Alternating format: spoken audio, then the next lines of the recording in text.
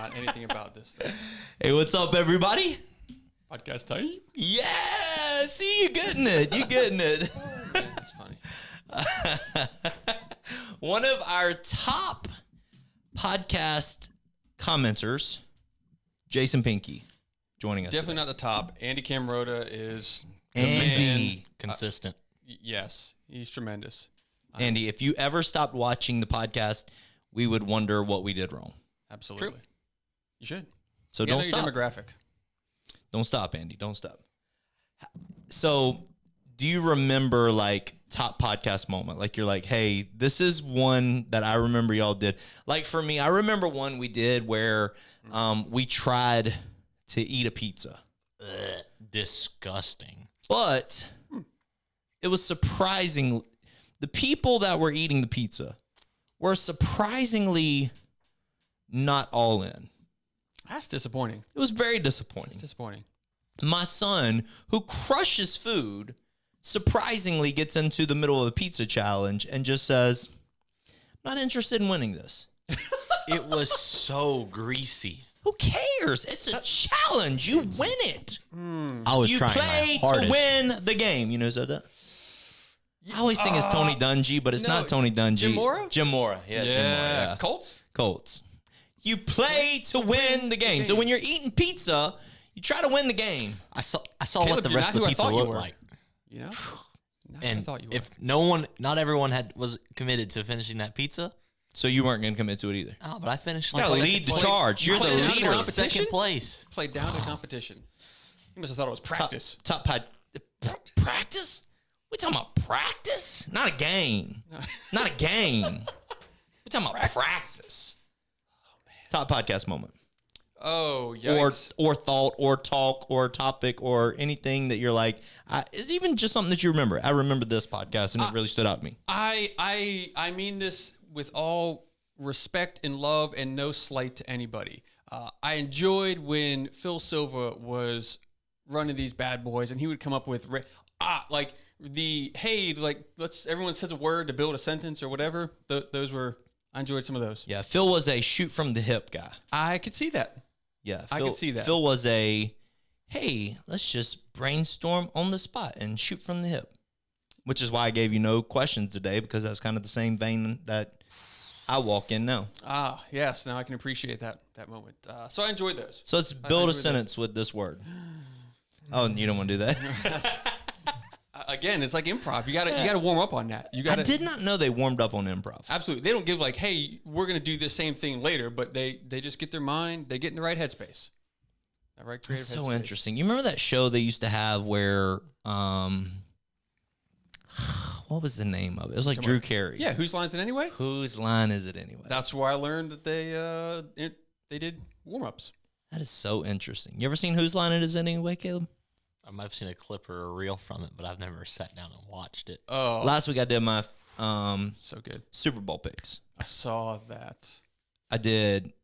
You snapping at me? No, keep going. My mic sounded weird in my ears. You're doing your mix sounded weird? My mic sounded weird in my ears, but I think it's because I'm hearing myself twice. Probably. If Caleb's mic sounds weird, just forgive us. Last week you did Super Bowl picks. I went with the Bears Yeah, that was. versus the Broncos. You're the sort to go against the grain, so I could see that. Yeah, Bears Broncos. Neither of those teams will be in the playoff. And Caleb went with The Bills and the Niners. Bills and Niners, Bills and Niners as in the Super Bowl. as in the Super Bowl. Bills at some point the Bills gotta get over the hump. So, Certainly. Jason Pinky's a football fan. He's an Eagles fan.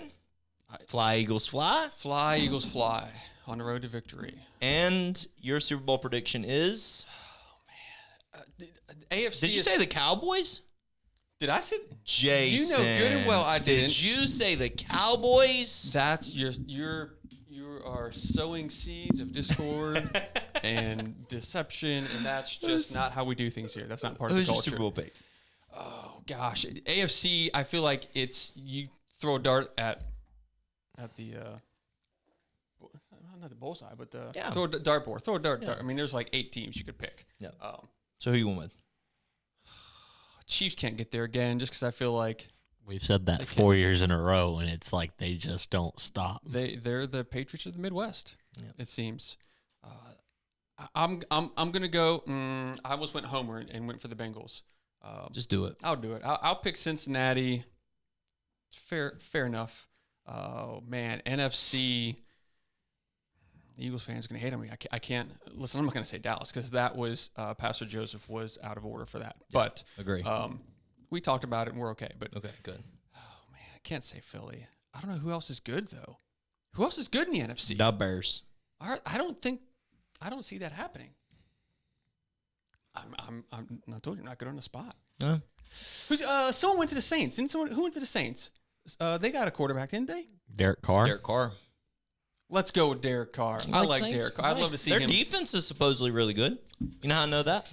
Fantasy football draft. They were high up in who I was picking. It's because they're playing the NFC South. But I got Ray times. Lewis and the Baltimore Ravens as my defense. I don't. Ray think Lewis you still have, playing? That Ray Lewis hasn't played since they won the Super Bowl. He's already in the Hall of Fame. That's how long he's Poor fella. not been playing. He should come back. He's probably be better than some of the people playing. Denver. Might be right. How long you been at church? Oh, let's see.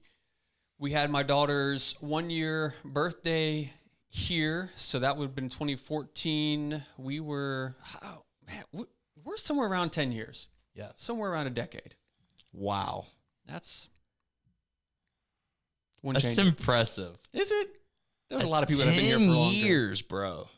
You do run a lot of people off. I have been known to do that. Yes, I have. In 10 years, we were just getting in good to the other facility. How'd y'all come? Mike and Krista Reeves? Yes. Yep. And they just said, hey, come church with us? We had just started to entertain the idea of, I don't know if it's weird to, you don't know where to look. I don't know where to look either. Absolutely.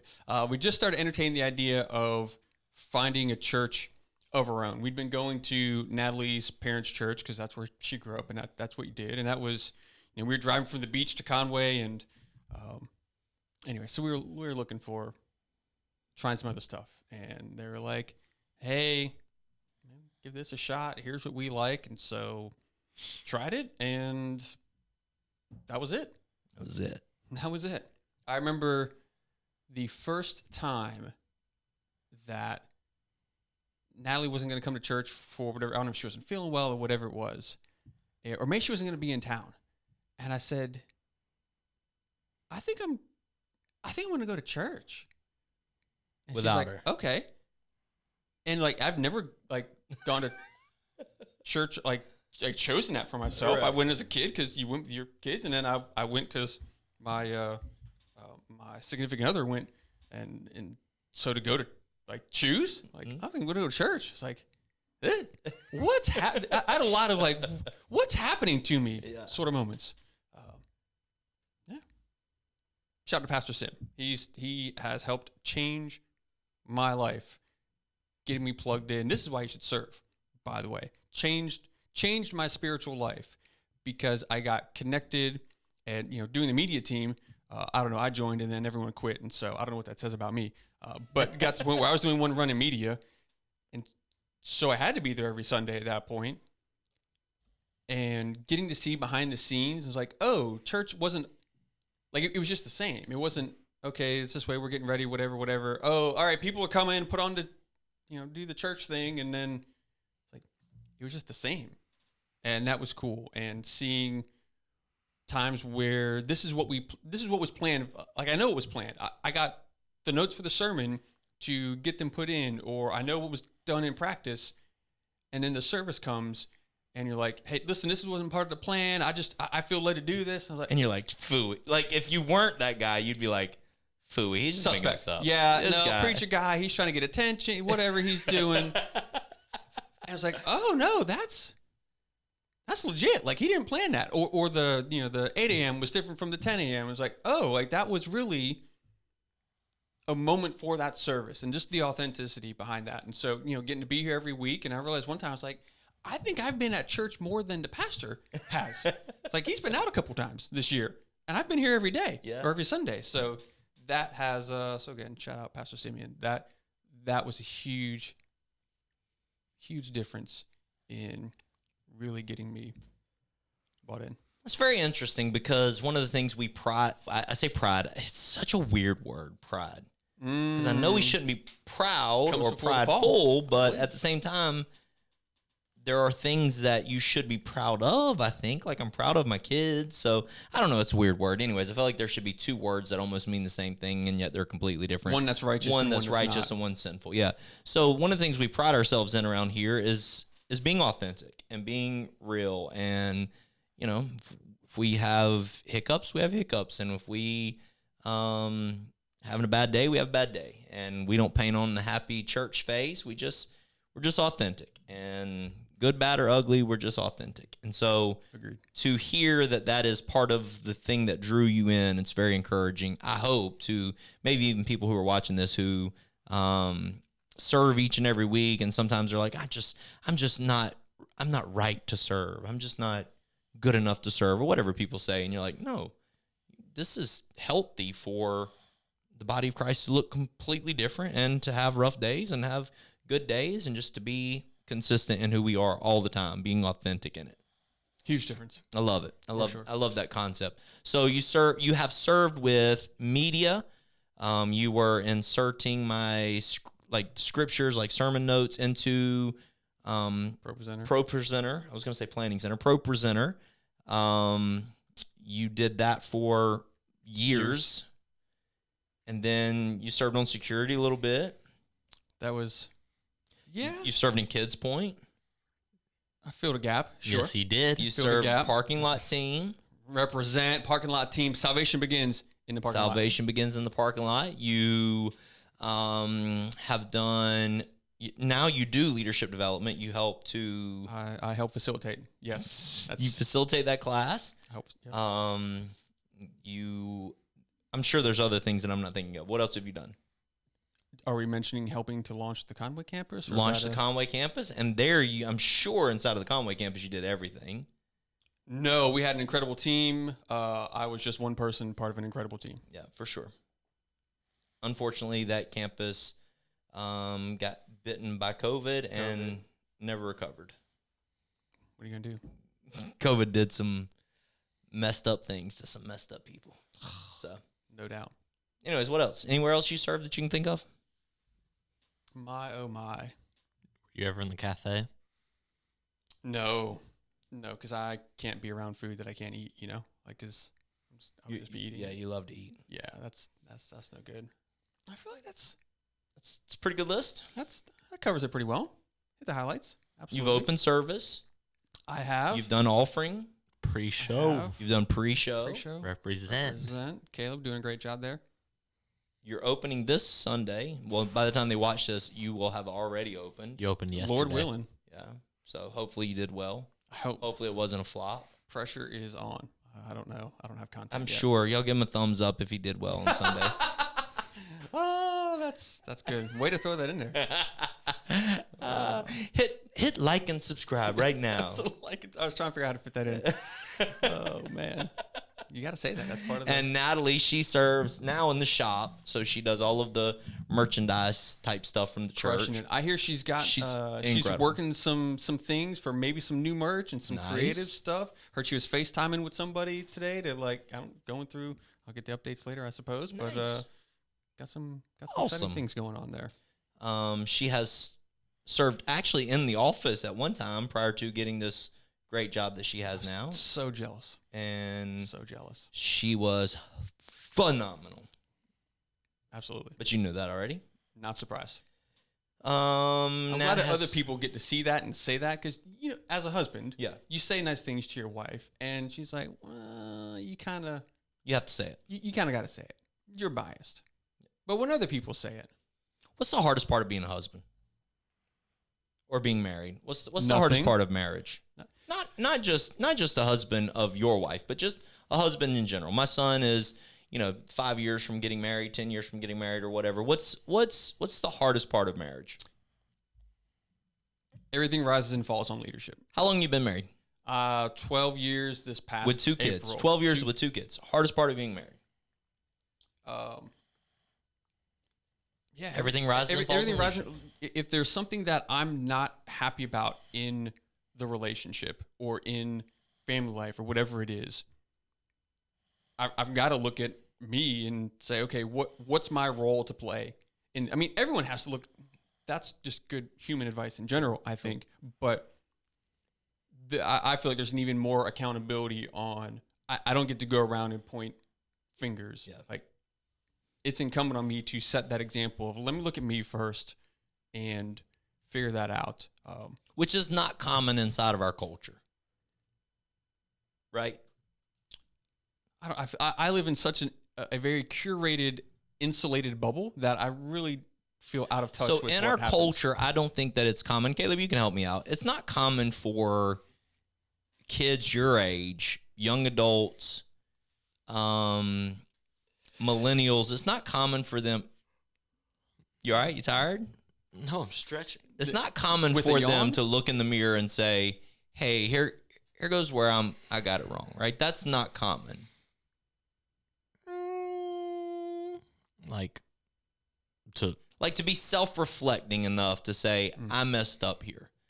I mean, Like when I was growing up, if somebody dribbled a basketball down the court, threw it out of bounds, immediately they went, "My bad. My bad. That's mine." oh My yeah, bad." culture nowadays, stuff like that. That's is your why, fault. Why weren't you there? Right. Should have been there. I got what you're saying. Yeah. Right? So even in marriage or relationships, it's never, "Hey, what can I do better?" I say it's never. Never and always are always Rarely is the best. difficult words to use, but it's many times not my fault, it's your fault. You did something wrong. So we struggle to self-reflect enough to say, "Hey, you know what? Maybe I need to change some stuff. Everything rises and falls on leadership. Let me see what I need to change." And I think this is something that's been helpful to me in, I don't know, just the past year or two, whatever it is, understanding better when God created Eve and we say, oh, well, she was the helper. And it's culturally, in the way we translate that, it's so easy to take that as like, all right, you're my assistant. Take my notes or do this, that, whatever. And I don't know. Your theology is better than mine, of course. But my understanding really is the word that they use for that of Azer is used in the same way that God is an Azer for Adam. He's what's the expression? A rescuing ally, I think is how I've heard that described, which to me is a very, very different mindset. And so seeing my wife in that aspect has actually made things a lot easier to be more partners. Yeah. Than to feel like I'm the man. Not only I'm the man, I make the decisions. I don't know if pounding the table is okay or not. Sorry. I'm the man, I make decisions, but also I'm the man. They don't help. Like, I'm not asking for help. I'm not allowing I've them got to do carry for the me. load. I'm right. Like, you're taking that all on. You're not letting them. You're not leveraging this partner and the strengths of them to help you be better, so that the team is better. Mm-hmm. So that's been a big. I don't know if that's a hardest thing, but that was a helpful. Yeah, the same word used for helper in that moment is the same word used for helper when it talks about the Holy Spirit for us being our helper. So that same concept as this all-powerful, you need this in your life to be successful. Yeah. Not like it's some sort of demeaning, condescending, like you said, take my notes. Like, that's such a backwards understanding of what marriage is, and so hurtful to the truth of marriage. And what Jesus said about marriage, and what the Word of God just in general says about marriage. It's such a backwards, like, strange way to view the woman inside of the relationship. You should teach a class on that. I do many. Y'all should join us on our marriage cruise. It's fun time. You guys should. Fun time. So with you, I oftentimes, you know what's coming, don't you? I don't know, but I'm getting uncomfortable. So even more uncomfortable than I already have. Oftentimes with you, I wear different hats. Mm-hmm. Okay. That's not unique to me, but sure, I understand the dynamic of. unique to you in that we talk about it and yes, and we have an understanding of So helpful. hey, at this time I need what hat are you wearing? what hat are you wearing? Absolutely. Right. Oh, I feel more relaxed. Like it makes me such peace. Such peace. Like, hey, can you just be my friend for a second? Can you? Are you wearing your pastor hat now? Are you? And so I'm swapping off these hats of spiritual leader and buddy, and I'm swapping off these hats, and oftentimes for someone like you who was never raised in conversation with church leadership. You know what I mean? Correct. Many times there's been moments where you didn't know what hat I was wearing, and and it's almost been uncomfortable between us. I feel like this is stemming from a marriage cruise. Yeah. Our first marriage cruise together. We're playing cards. I forgot what game it was. I don't know if it's where sometimes you have to tell stories about what cards you have. He's like, oh, right, and you're like, I got a 3, and you lay, but you lay it face down. You're like, I don't think that's right. Respectfully, no. Respectfully, no. Is that what we called it? Respectfully, no. I think RN is what the game is called. Respectfully, no. And so we were playing this game, and you screamed to the top of your lungs something to the effect of, I can't believe you just lied, or something like that. There were accusations that were made in fun, in the spirit of competition, but very awkward because there were church people around, mixed company, and it felt very like, oh no, you didn't read the room right. I had on this cruise in front of my church members. I have to be. I didn't realize there was a different hat on at that time. And which is really cool because you talk about. It doesn't mean I'm a different guy. Like, no. I'm the same guy. I'm just, you're just receiving who I am differently based on what hat I'm wearing for you at the time. And so the same concept of, so it doesn't mean like, oh, I change, I'm now unrighteous and righteous. None of that. It's just right. The way you receive what it is that I'm saying to you in the moment. There's times where I go, hey man, I need you to open up service today. And you'll kind of giggle and you'll go, is this friend Jamie or Pastor Jamie? Because if it's friend Jamie, you may think I'm joking. You may think you can say, no, I'm not prepared. But if it's Pastor Jamie, you're like, okay, if that's what you need me to do, I'll charge the hill with you. So it's not that I'm any different. It's how you receive the information is actually unique based on what role I'm playing in your life at the time. Absolutely. For sure. Because some of that speaks to spiritual authority, which is an incredible book, by the way. Everyone. Who wrote that? Watchman Nee. Great guy. Tremendous. That is the best, short of the Bible, that's the best spiritual book I've ever read. Difficult read.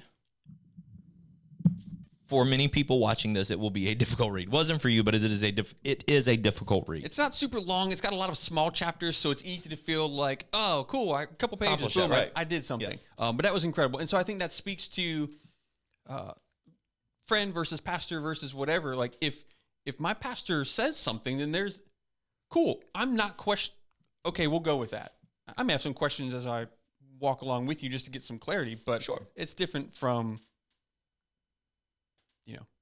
friend or whatever non-spiritual hat. So that is, I'm respect and happy to do either one. I just need to know what it is because that's how my brain is. Yeah, because my brain does not work like that, but that is how your brain works. And so it has been helpful for us to say, no, I just want to be friends right now. I don't want to. Yeah, I don't understand boundaries don't come naturally to me. Like I get that they exist, but I there needs to be an intentionality in where is this line and what is this, and I'm happy to respect the boundaries. I just don't. I don't know if that's a disability of some sort. There's maybe they'll figure that out one day, but yeah. So knowing, this hat, got it. Happy to respect you as pastor. I just didn't know that's what we were doing here in this moment. Yeah. And I feel like in this, you can cut me off if this gets inappropriate, but I feel like it's a good, like you said, you're the same person, but seeing it from a different lens. In some ways, like it makes me think of the Trinity, in that you've got God, you've got Jesus, and you've got the Holy Spirit, and it's all one, but it's a different lens. And so, to me, it goes back to you modeling healthy spiritual things, and like, oh, what? Not that that's your intent in being pastor versus friend versus boss or versus. I don't know how Caleb does it, right? Like me either. I have no clue how Caleb does it. Forget it.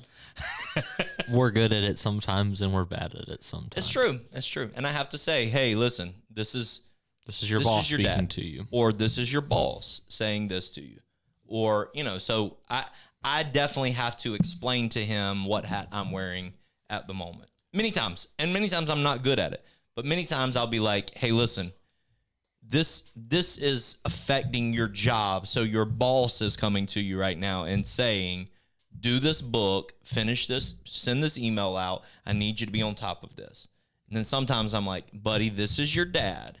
I need you to hear me. Your dad loves you and wants what's best for you long term. So yeah, it's tough for him. Got to be tough for him. Well, and I mean, it's tough for me, and I'm a semi-grown man, so it's difficult. But I think it's a good. It helps me to conceptualize, like, oh, just like you've got you've got God, and it's one, but it's also three, and there's different sort of lenses to that. So, no, that's just a thought I came up with. It's a cool. Man, I don't know. It's a cool way to sort of. Anniversary service is coming up. 16 years. 16 years. Woo, we're driving cars now. Celebrating 16 years. Incredible. What is something that you would just point your finger to and say, I can't believe we've accomplished this? Is there anything? I mean, you've been here for 10 years. So when you got here, we were running 80 people, Give or take, yeah. I am, this is I'm going to say a churchy thing. Okay. And die a little bit on the inside. But, through all things, Christ is, through Christ, all things are possible. Yeah. And so I just feel like knowing the heart of the ministry and knowing the heart of leadership, not just you, but of course your family and then the staff and everyone, and just seeing that authentic pursuit of furthering the kingdom and righteousness and being authentic. In some ways, nothing really surprises me because of that. Yeah. But I mean, I will say, like, pulling off the move from where we were at to here, and at least for me, still having the same feel. And that's something that was talked about. Of all right, it's a big building, but how do we keep the family feel to it? I feel that, but also I knew what it was before then. Yeah, mm-hmm. So I've lost perspective on what it's like for someone new coming in. But I don't feel like, oh, we've changed. I can't go to this big place. That's maybe one of the more interesting things of like, ooh, this changes some stuff. Mm-hmm. How are we going to navigate this? Felt pretty seamless too, didn't it? I spoke to someone this past Sunday who said they came on our first service here, not knowing it was our first service here, and they thought it was so wonderful. We did such a great job, et cetera, et cetera, et cetera, and found out later it was our first Sunday, and they were just blown away at, wow, like, can't believe you guys pulled that off, mm-hmm. and that was your first time there. And it's like, yep, that was good. I think a little bit of that was lessons learned from previous campus planning and things we can do to make, hey, we should do some preview services, and let's get some kinks worked out and whatever else. So that's a big one, I would say. Yeah. I used to call Jason. He was my guy who wasn't churchy, and say, hey, man, I need the non-church perspective on this. Now you are not that guy. I'm losing it. I fight hard to try to maintain the voice of the people, so to speak, but it's not working. It's gotten me this far. It has. But it's becoming harder. Caleb, what's your hat say today? He's wearing. It's my It looks like an owl on it. It's a coyote. A coyote. It looks like a dinosaur with a tail. The Hillsboro Hops is what this team is called. Feel like we've said that one before, have we? I wore this. Wore this on a podcast. The mascot seems inappropriate for a Hillsboro Hops. Like, doesn't seem like a kangaroo. It should be a kangaroo or something. It should be like a coyote. A wolverine. Oh, a coyote. Okay. Oh, are they known for hopping? Hillsborough Hops. Is that what you said? The hopping They- coyotes. it's their Latino Heritage Night. Oh, gotcha. I see. Awesome. Interesting. All right. Well, hey, thanks, man. Thanks Great for doing job. this. Thank you for the opportunity. Great Andy, job. It should have been Andy? you, buddy. It should have been you. Andy, I'm you sorry. may be up soon, so get ready. Get him in here. Get him in. He's earned it. I feel like He the deserves it. mystique of Andy, we talk about Andy every single week. I feel like the mystique of Andy needs to stay mystique. Well, I feel like if that is then going to be the intentionality, then you've got to work around that. You've got to build that up. All right, we're gonna build up the mystique It's like of the Andy. magic 8-ball. You just Andy says. We're gonna Yes. we're No, going to maybe later. we're gonna build up the mystique of Andy. Andy has to become part of this more than just commenting. I just All right. feel like The mystique of Andy. Hey, thanks for hanging out with us. Love you, y'all. God bless. Peace out. Let's go. See ya.